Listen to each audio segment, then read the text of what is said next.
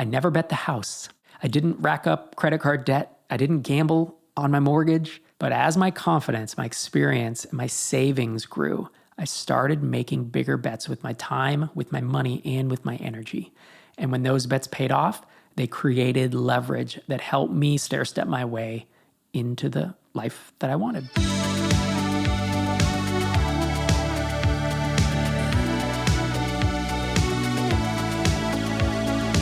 It's another episode of Startup to the Rest of Us. I'm Rob Walling, and in this episode, I talk about why I succeeded, my 10 best entrepreneurial decisions. This episode is the counter episode, if that's a term I can coin, to last week's. It's a continuation of sorts. In last week's episode, I talked about my biggest regrets, my biggest mistakes. And as I put that episode together, I realized, and yet I still succeeded. So why is that? And I started thinking, well, it's because I made these other decisions that even in spite of the regrets and the mistakes, I still made it. I still achieved what I wanted to achieve. And of course, I'm still achieving things today. I have new goals, but realistically, most of the goals for my life growing up were to be an entrepreneur and to have enough money that I could work on whatever I wanted to work on when I wanted to work on it. And, having achieved that now 10 years ago or so, I enjoyed reflecting on both things I did well and the things I did not do so well. But this episode should be more upbeat than last week's because it's about success. It's about things that I did right. Before I dive in to these 10 takeaways, I want to tell you about MicroConf Connect. It's our online community for ambitious SaaS founders. If you haven't checked it out, we have monthly live events. We have an online forum and discussion groups. I do a live Q&A where you can ask me questions and hear my responses in real time about once a quarter. And we have hundreds of founders that are in the group, and it is better than any paid community out there. And the reason is because people pay for it. And so there is a minimum bar of the quality of the members of the community. You can head to microconfconnect.com if you're looking for an online community of support and encouragement and a place to offer insights and help you discuss stuff in a controlled environment. We have a full-time moderator who makes sure everything stays nice and tidy and the conversations stay amazing. microconfconnect.com. And with that, let's dive in to my first best entrepreneurial decision. Number one is I stopped reading and I started shipping. So around 2001 or 2002, maybe 2003? It's 2002, I think. I stopped hiding behind business books and the excuse of learning. And I started writing code and launching products. It's easy to hide behind the excuse of, I just don't know enough yet. I'm waiting for someone to give me permission. I'm waiting to figure out what the secret is that's going to guarantee me success. I have that secret. You know what it is? Nothing's going to guarantee you success. No one can guarantee you success. You have to start shipping at a certain point. For me, I remember it being really scary, shipping things onto the public internet. What if someone got mad? What if someone criticized me? But realistically, I did it anyways. And shipping things publicly helped me push past my analysis paralysis, and it helped me start to build confidence. None of those early projects did much. You can refer back to last episode to hear how I just flailed for years launching a bunch of stuff to see what sticks, and it was a big waste of time. But these were critical first steps to get me over that terror of firsts, the terror of doing something for the first time, launching code onto the public internet, launching a blog post, which I'll talk about soon, launching a podcast, being on camera, all these things that really terrify you. And doing things in public creates opportunity. I say that a lot. Doing things in public can create opportunity for you. And this was my start of doing things in public, where I say I stopped reading and started shipping, and that's not totally accurate. I kept reading. I just reduced the reliance on constantly needing to have the next book and the next book and the next book, and I reduced it dramatically, and I started shipping instead. It was a great first step that without it, I would not have succeeded. Decision number 2 is I learned from mistakes and I changed course. I see founders out there who have the blind spot of they don't learn from their mistakes or they don't change course. You can't just try the same thing over and over and over. I didn't try the same thing over and over. At first I did, because I was like, well, it'll work eventually. But I started realizing I need to make real adjustments to this. So early on, I had several sites that were ad-based, that were like venture-backed type startups, but I was bootstrapping them. I made B2C software. You wonder why I say don't do it. I've been there. I've done the things I tell you not to do. And I realized, well, I can't just do that again. It didn't just fail because it was going to fail. It failed because the economics of B2C businesses, especially SaaS, are not good. So I moved from B2C to B2B. I had super low price products early on, high churn, catastrophic unit economics because you can't afford to pay anything to acquire customers. So I moved from lower priced to higher priced products. I moved from building everything from scratch to acquiring small apps with some traction. I learned from mistakes that I made and I changed course. And I evolved my strategy based on experience instead of blindly repeating past efforts. So I took the learnings from the last mistake that I made and I fixed it. And I didn't know if I was going to fix it, but I just changed course and tried it. And that time it worked. So this was definitely one of the good decisions that I made. And this wasn't just back in the early days. Like this still happens today as we are launching new marketing efforts or audience building efforts with MicroConf and TinySeed. Frankly, anything we do, we often launch it and we are directionally correct, but it is not 100% there. It's 50% there and it's kind of working. And we have to not try the same thing over and over. We have to make real adjustments, course correct, and learn what we did wrong and make it better. The third decision I made is I worked really hard to build a cushion for myself so that I could take early risks. So while I was working a full-time day job, I started freelancing on the side as a developer, and I slowly raised my rates until at some point I could quit my day job. So by 2005, I was charging around $100 an hour, maybe $125, and this isn't $2,005. That's significantly more. I don't know if that's $175 or $200 these days, but I was working remotely before remote work was mainstream, and that allowed me to do it nights and weekends while I had the day job, which really none of the other developers that I was working with, I think there were probably 20 developers at the company, the credit card company, when I left. I don't think any of the other ones were moonlighting that way. And I did it so that I could build up that cushion. First, I saved $10,000 over the course of several months of nights and weekends. I was tired all the time. It really was. Kind of all I did was work. But I wanted to build that cushion so that I could afford to, at some point, either take time off, quit the day job. Turns out I used it to buy my first software product. But if I hadn't put in the work and done the savings, I wouldn't have had that ability. I saved pretty aggressively. So first it was 10K and then 20K and eventually, I had 30K, which is when I bought Hittail in 2011. But it gave us, Sherry and I, the financial cushion where I could take bigger entrepreneurial risks and have my back a little bit to the wall, but not so much to the wall that we would say lose the house. And that cushion was something that in retrospect was a really good decision because it allowed me to take bets that were big enough that they made a difference in our lives if they succeeded. Decision number 4 is probably a controversial one for me to say, but I'm going to say it, and then I'm going to say this might not be for you. Number 4 is I started writing about what I was doing. So this is when I started blogging. Originally, I was going to journal for myself because it helped me clarify my thoughts, helped me reflect on decisions, kind of track my progress. It was a form of almost self-guided mentorship where it gave me structure and insights into what otherwise just felt completely chaotic, but I was trying to track progress.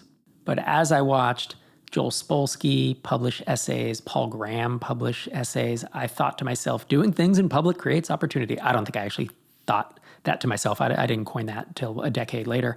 But that's what I was doing. That instinct was to put my thoughts out into the world. And this might be controversial because don't I say don't build an audience? I do. And if you're going to start a SaaS company, I don't think you should build an audience.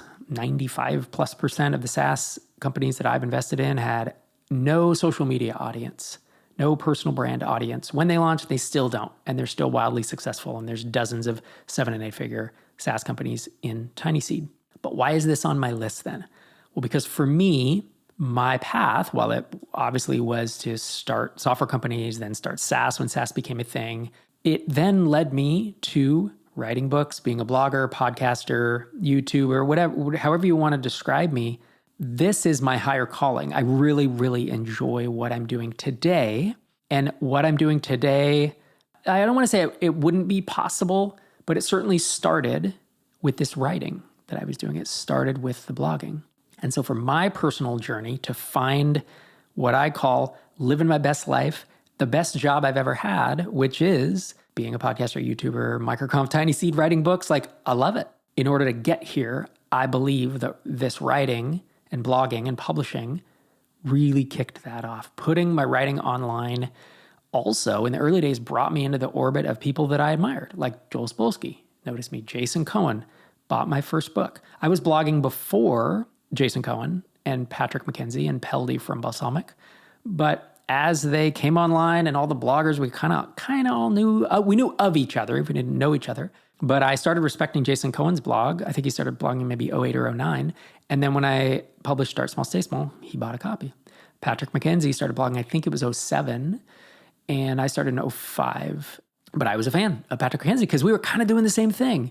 We were kind of doing small software products. I say kind of, we were doing small software products. So we had some overlap, and he was in Japan and I was here. But, the first MicroConf, 2011, Patrick McKenzie flew over and spoke. And then Peldy from Balsamic, same thing. It's like, it put me in this network. If anything, it was like having the audience, I don't think served me much in the future years of building SaaS specifically. It does serve me well now. But having the network of Jason Cohen, Patrick McKenzie, Peldy, and whoever else I rubbed elbows with was more important. Build your network, not your audience. Publishing online, it helped me build credibility. I formed good relationships, and it really helped me discover some opportunities that I probably couldn't have predicted. One of those, and kind of a subset at this point, is, later I wrote a book. I wrote Start Small, Stay Small, because I had a bunch of content on the blog, and then I started a membership website in 2009, which is like a precursor to MicroConf, actually. And I decided to write the book, Start Small, Stay Small. It was a huge time investment, but the potential upside I thought was significant, right? And it did put me on the map with a lot of people. It got me some speaking gigs. I spoke in the early days, I think it was in 2010 and 2011, alongside Eric Ries as the Lean Startup was coming up. And then, years later, Eric was really generous in supporting Tiny Seed and when we first launched it, and helping us, meet some LPs and doing some promotion of it. And again, all those things. It wasn't that Eric was in the audience, but it was that he was in my network because of these things that I had done in public. And writing a book, interestingly enough, transformed me from being just another blogger to someone who was seen as, more of a leader of the bootstrapper movement. And so for me, for my journey, starting to write and publish about what I was doing was definitely a life-changing decision.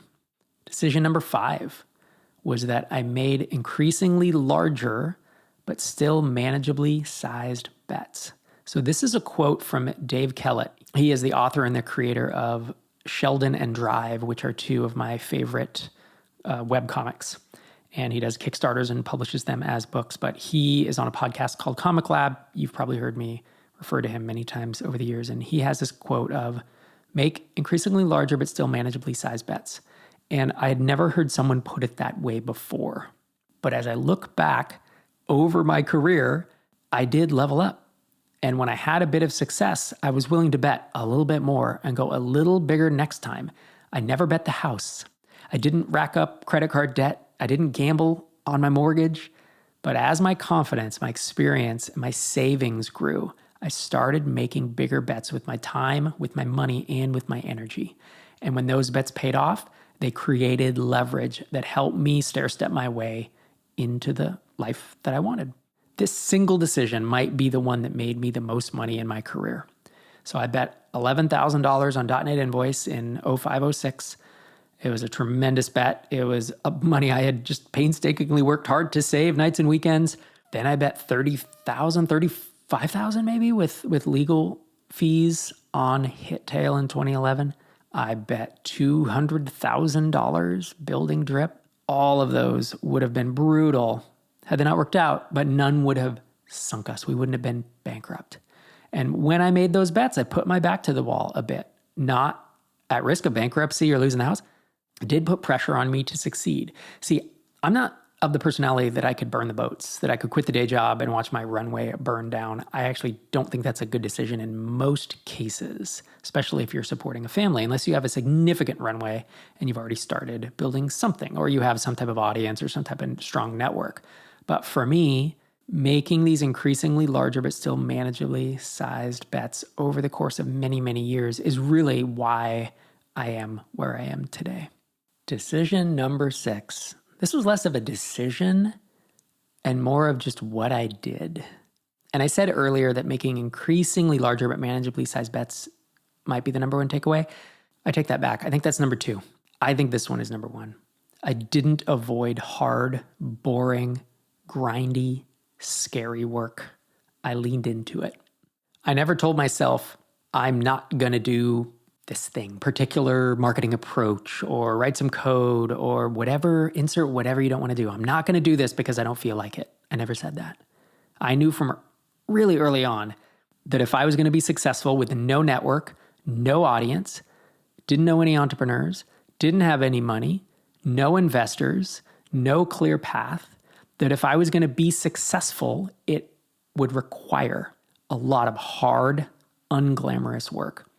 And especially, as I said, as an outsider, with no role models and no wealthy friends, there were all kinds of things that I wasn't passionate about. SEO kind of seemed boring. Running ads kind of seemed boring. Learning how to copyright, that one seemed interesting because I was a writer. Fixing bugs, doing support, launching products I wasn't passionate about, fixing other people's code, entire code bases not written by me, taking it over. You think I wanted to do that? Does any developer? And I didn't just rewrite it from scratch. I didn't. I just fixed the bugs and shipped it. It was often tedious, frustrating, nights and weekends, hours of grinding. Seriously, I don't want to overstate it, but I'm not. It was hundreds and hundreds of hours doing that I didn't want to do, and I did it anyway. I think part of it was out of necessity because I wanted to succeed. Part of it was I was an athlete in high school and college, and I did a bunch of stuff that I didn't want to do that was really painful because the goal was to be faster than the other people. I was an athlete, a track athlete. And the goal was to run fast and beat my personal bests and win. And I knew that I had to put in hard work to do that.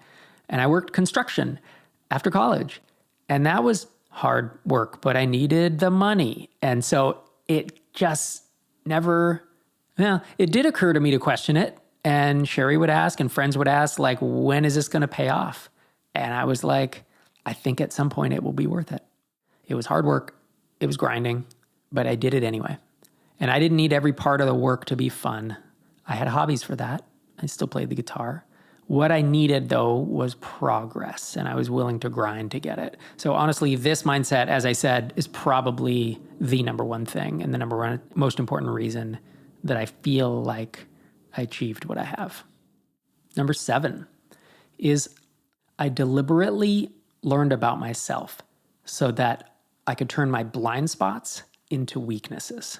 So I believe that a blind spot is just a weakness that you don't know about and that keeps you from succeeding over and over and over and gets in your way over and over and over. A weakness that you don't see as a blind spot.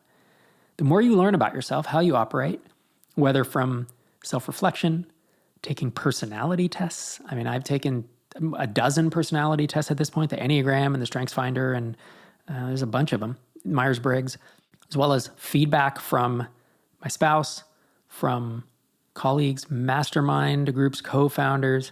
That helped me turn blind spots into things that I saw. I still have several weaknesses, and I have worked on improving those as well. I'm more of a believer in leaning into your strengths, but I put in the work to understand myself such that I could get clarity on my weaknesses, and that allowed me to either power through them, to work around them, or to hire for them. At this point, I don't think I have any major blind spots left. Now, that may be hubris, but for several years now, probably a decade, I feel like pretty clear on who I am, what I'm great at, and what I'm not. And it's because I made self-awareness a priority and learned about myself. It's one of the things that I'm not sure I would have realized in the early days how much it would come into play in my success, but I think it's had a tremendous impact. Number 8 is I figured out what I wanted and I went for it. I was pretty focused. I didn't wander aimlessly or chase trends like a lot of founders were doing and still do. I knew that I wanted to own products. I knew that I wanted to build equity in something, ownership. I wanted to stop working for other people. And it took 6 or 7 years of focus to reach full-time product income. And then I reset my goals, more stability, more freedom, and eventually enough cash to never have to work again. And I believe I hit each of these milestones because I had clarity and refer to number 6. I didn't avoid hard, boring, or scary work. I was pretty clear on my goals and I just relentlessly executed to find them. And if you refer back to last episode, sometimes that relentless execution led to burnout and led to me not feeling super mentally healthy. So there are pros and cons to this. And I wished that I had still figured out what I wanted and went for it, but had a little more of a measured approach as I was pursuing it. But definitely kind of knowing what I want. And it wasn't, I knew exactly how I was going to get there, but at least I had these goals of like, I want to quit the day job and have product income. All I did was push everything into that bucket and basically say everything's going to get me to that. And from 2002 until 2008, that's what I did. And then I wanted, a bit more money. And from 2008 to 2012, that's what I did. And then I wanted to either sell for enough money that I never had to work again or make enough money off a SaaS app that I never had to work again, right? And that was 2012 to 2016, on and on and on. So I think knowing where you want to head, knowing where you're going, and then working hard to get there, I think is just such a fundamental piece of that. Number 9 is I learned when to persist, when to pivot, and when to quit. So early on in the early 2000s, I stuck with bad ideas for way too long, and I would grind for months and months without results. And then over time, I got better at reading earlier signals, right? So I learned how to pivot without abandoning everything. It's not just, I'm going to launch 20 things to see what works and just abandon when it doesn't work immediately. But I learned how to pivot things, how to take them and adjust, how to experiment with new angles, how to walk away when something wasn't truly working. But I started getting a better sense of when that was, right? It's knowing when to keep going, when to adapt, and when to shut things down. It's a really hard skill in entrepreneurship, and one that I feel like I gained through watching people better at it than I, and through a lot of trial and error. But it definitely contributed to me finding the success that I wanted over the years. In fact, one example of that is I was a blogger, hundreds of hours a year. It's a lot of time, man. I always wonder if that was worth it. But anyways, from 2005 until I think around 2011 is really when I kind of stopped publishing. And I realized that blogging was a commodity. People were reading the blog among many others, kind of like a social media feed where like no matter how much you try to stand out, you're just another voice. You flip through TikTok. Do you really know who's there, or are you just watching that TikTok? Do you know specific individual people, or are you just kind of flipping through it like it's content? And blogging started to become that. And so I realized I wanted to start a podcast in 2010. And that's when I grabbed my friend and fellow blogger, Mike Tabor, and we started this very show. So despite having really never put audio live on the internet, not knowing how to podcast, being terrified to do it, buying a headset microphone, recording over Skype. I don't even remember. Pamela was the plugin. I mean, this is old school. We did it. We shipped it. And don't go back and listen to that. It's really bad. It's just so funny how you can feel how nervous I am. And my voice, it's like you don't know how to talk yet. You don't know how to talk on a microphone because it is slightly different, not projecting. And there's so much wrong with it. But all that said, we shipped an episode. And then we shipped an episode the week after. And then the week after. And aside from, there were a couple months in there where we dropped to twice a month, I think, or every other week. It was only for a few months. And then we were like, nah, we're just going to go every week. But aside from that, I basically shipped 52 episodes a year since 2010. And after a year of the podcast, I think we had about 500 or 600 listeners. And that was painful because I had 25,000 blog subscribers. And I remember thinking like, oh, this is brutal. But we stuck with it. And frankly, that decision and that ability to pivot, as I said, because remember point 9 is I learned when to persist, pivot, and when to quit.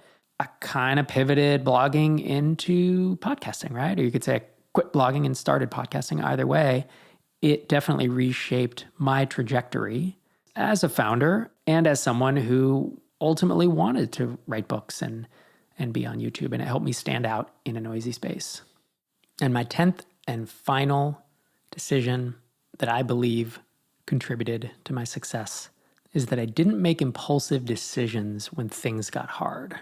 There were absolutely times when I wanted to rage quit, whether it was shutting down MicroConf, walking away from the podcast, or honestly, leaving startups altogether at one point. There were times when I was burned out, when I was frustrated, when I was like over all of it, but I never made those decisions in the heat of the moment. I gave it time. I let emotions settle, especially really fiery emotions like anger, burnout, frustration, being ragged on social media and dragged through the mud and thinking I just want to escape and leave it all behind. And every single one of those decisions, had I acted on impulse, I think I would have regretted. But instead, I continued to build on what I had already created, from the blog to the book to the early membership website to MicroConf to the podcast to Tiny Seed, YouTube channel, everything else. And these days, I've learned that when I feel burned out or when I feel low, it's just not reality, right? It's a temporary state. Waiting 6 months or 2 months and reevaluating when I'm in a clearer headspace has saved me from making so many irreversible mistakes. It's definitely an important discipline that I've developed to not let temporary emotions throw me for such a loop, which is something they definitely did in my earlier days. So there you have it. Why I succeeded, my 10 best entrepreneurial decisions. Some of those are more attributes than decisions or just things I did, but I enjoyed putting this list together. It made me think really deeply, not just about, you could say, well, one of my decisions was starting Drip. And it's like, yeah, obviously, but like, that's not helpful, right? That's just a moment. It's a momentary decision. The things I wanted to pull into this episode are around mindset. They're around deeper thoughts, around longer term thinking, around doing the hard things that get you there. These are things that I think any entrepreneur, not just SaaS entrepreneurs, any entrepreneur in any space can and should apply to their own journey. And I think almost without exception, the exception might be like the starting to write about, what you're doing or write a book or whatever. But almost without exception, I think all of these will help you have an easier journey and or help you get there faster. So thanks for hanging out again with me this week on Startups for the Rest of Us. If you keep coming back and listening, I'll keep recording. This is Rob Walling signing off from episode 782.